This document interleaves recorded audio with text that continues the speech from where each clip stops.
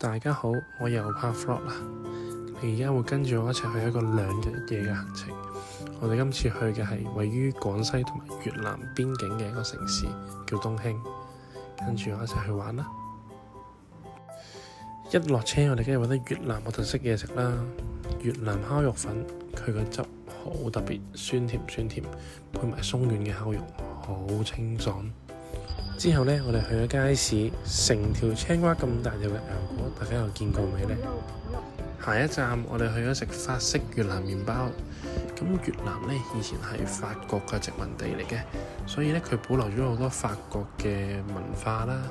但係同時呢，佢又改良過，所以呢一個咁嘅麵包呢，佢係包皮係外脆而內軟。咁同時之間佢又加咗好多越南嘅特色嘢，例如啲肉鬆啊、肉乾啊之類嘅。呢間就係佢嘅鋪頭名啦，大家有興趣可以過嚟食啦。第一個係炸雞蛋麵包，有芫茜，大家要注意一下。而第二個呢，係烤黃油麵包，甜甜地有啲蛋黃醬，好特別，值得推介，比啱啱個好食。接下來係一個比較核突嘅畫面，大家要注意一下。佢係叫屈頭蛋，係越南嘅美食，將一個鴨蛋孵化咗14至18日嘅蛋煮熟佢。我呢就食唔落啦，請我哋內地嘅朋友去親身體驗一下。哇！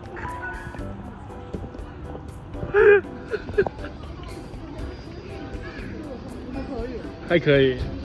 我就梗係不可以啦，所以呢，就食翻啲正常嘢。呢個係越南嘅特色夫妻餅，推介好食。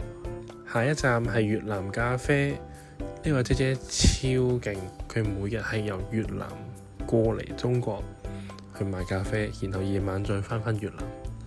仲有一點，佢超級有性格。我哋有個朋友係唔飲凍嘢嘅，佢話你唔飲凍咖啡，我唔賣俾你㗎喎。我咖啡唔加冰係唔好飲㗎喎。好的，謝謝你。謝謝。希望你炸到一般啦，別炸太香，炸太香講不了。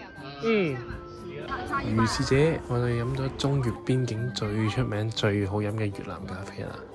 你望下我，唔使2分鐘飲晒啦已經。咁當然啦，嗰個天氣好熱，35度。係一個咁 chill 嘅邊境城市，你會望到好慢活，而且隔咗一條橋就到越南啦，好想過去啊！但係冇簽證好麻煩，唔想搞。之後你會見到好多賣拖鞋嘅地方，因為越南係盛產橡膠嘅，雖然好核突，但係呢，着過嘅人話俾我聽，好好着，仲要防臭。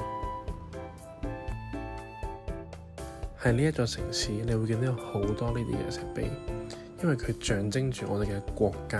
當你越過咗呢個石碑嘅時候，你就身處於喺兩國之間。石碑面向嘅就係越南啦，淨係相隔一條河，只要我哋放大個鏡頭，就會見到越南嘅建築物。雖然我並不理解呢座塔係乜嘢嚟嘅，但係好似好型咁。此時此刻，我只想講，我想 selfie 一張，假裝自己係越南。當然，加2粒椰青會好啲嘅，更加似喺越南啦。正。可能會有人想話，喂，游過去咪得咯，越南嚟嘅，咁近，唔得嘅，係會死嘅。咁近邊境，梗係整翻個平價榴蓮嘆一嘆啦。食完個榴蓮，由於我啲朋友係即日來回，接下來嘅行程係得我自己一個啦。我哋嚟到友誼公園，上面係放住一個紀念碑，紀念當年越戰犧牲咗嘅勇士啊！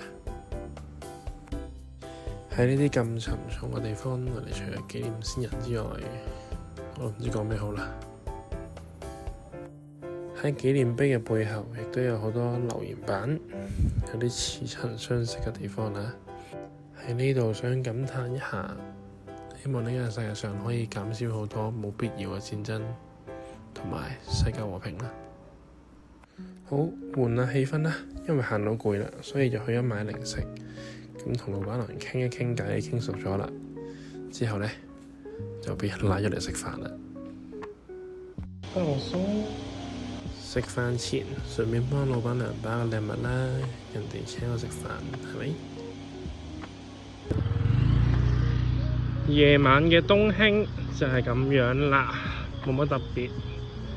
我哋而家去緊貴州路夜市啊，話就話唔知呢個鐘數仲有冇開呢？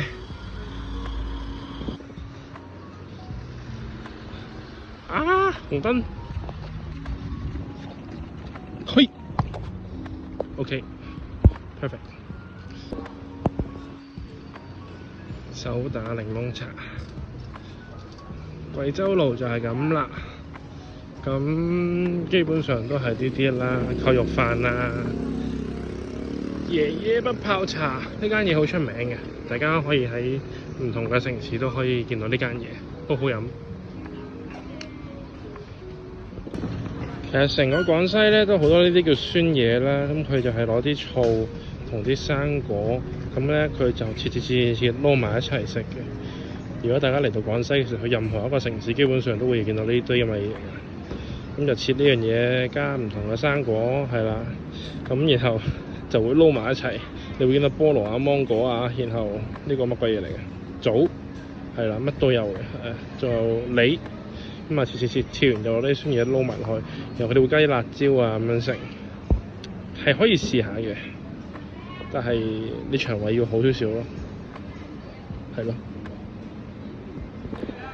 東興除咗烤肉粉，咁梗係要食烤肉啦。佢呢啲好正嘅，建議一定要試下。試下佢先。幾錢啊？沒有了，賣完了。賣完啦？哎，沒有了，人家都要完了，沒有了。我靠！你明天我哋晚上才擺是嗎？哎，明天下午才擺。下午幾點？下午4點半。4點半，哎。4點半到5點就來了。那我可能走了，沒關係，下次有機會再吃。拜拜。難得想食，算啦。大家如果過嚟嘅話，就幫我試下味啦。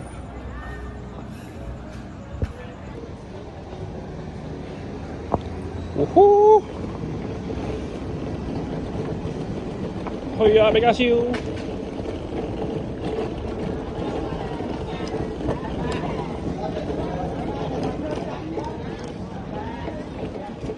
我閃。これは焼肉だな。肉だな。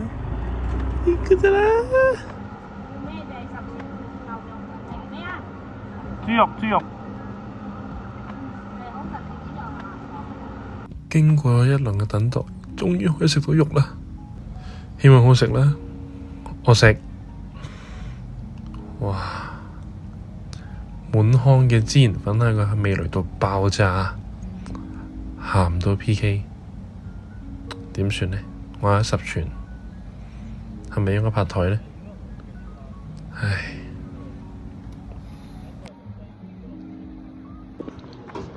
可以啊，好食啊，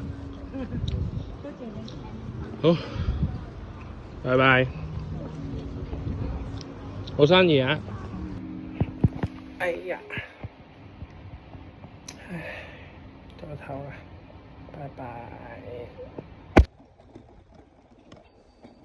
早晨，經過琴晚慘痛嘅教訓之後，呢個故事教訓我哋食嘢都要做好攻略㗎。我哋而家要去食嘅係椰漿飯，係當地嘅一個比較出名嘅鋪頭。今次應該冇死啦啩？就係佢啦，今次應該冇死啦啩？間鋪頭咁有 style。門口仲有咁多舊式唱片膠帶，成間鋪頭入到去呢，都係好馬拉 feel 嘅。咁你唔好問我點解要喺中越邊境食馬來西亞嘢啦，可能係好食啩。呢個係佢個 QR code，掃完佢就可以落單㗎啦。咁都係嗰啲馬來西亞嘢啦。我最後就揀咗個咖喱雞椰漿飯。咁佢個椰漿飯呢，就真係好重嘅椰香味，值得去試嘅。咁而咖喱雞嗱，我會覺得係不過不失啦，正常水平。好，咁食飽咗嘢之後，我哋就飛奔景點啦。順帶一提啦，喺廣西其實好多呢啲嘅共享電動車，你攞個 WeChat 掃一掃個曲就可以揸㗎啦。咁又唔貴，一般好近嘅出行都可以用嘅。咁由於呢個城市啲景點都係好近啦，所以我會建議用呢一個出行方式會比較舒服啲嘅。不過係有個唔好處，就係好曬。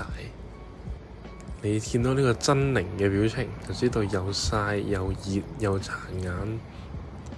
唯一嘅好處就係舒服咯，自己想揸去邊就揸去邊，路途有好多唔同嘅風景，你都唔會錯過。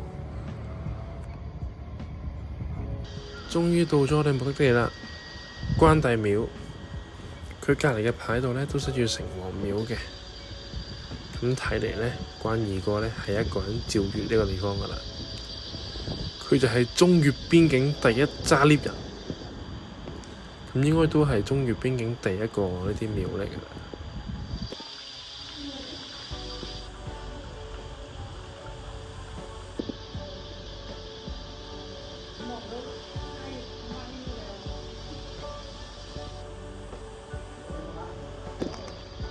我就攞去點完就裝香。好，唔該你。嚟到關二哥面前，梗係許個願先啦。而我嘅願望亦都好簡單嘅啫。私の願いは世界の平和です。入去裝晒香、帶晒嘢之後，阿姨叫我出嚟飲茶，我都係第一次喺個廟入邊飲茶嘅啫。同阿姨傾下偈，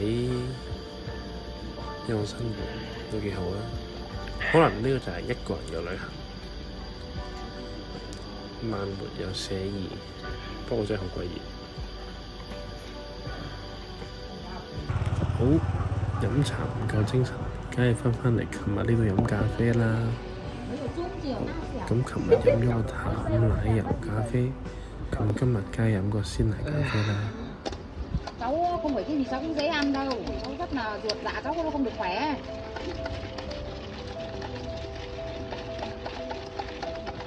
Ngày xưa tôi chèo đi xưa.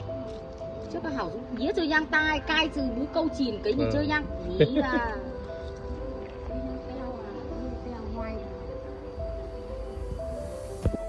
30幾度飲一杯凍咖啡，真係好寫意。之後都係周圍勾下人哋吹水啊，把下脈啊，佢哋仲送我啲紅牛啊、咖啡豆啊咁樣，真係唔好意思，都要留翻俾屋企人飲啦。好，2日1夜已經結束啦，咁我哋係時候已經到尾聲啦。鍾意呢條片記得俾個 like，我哋下次見，拜拜。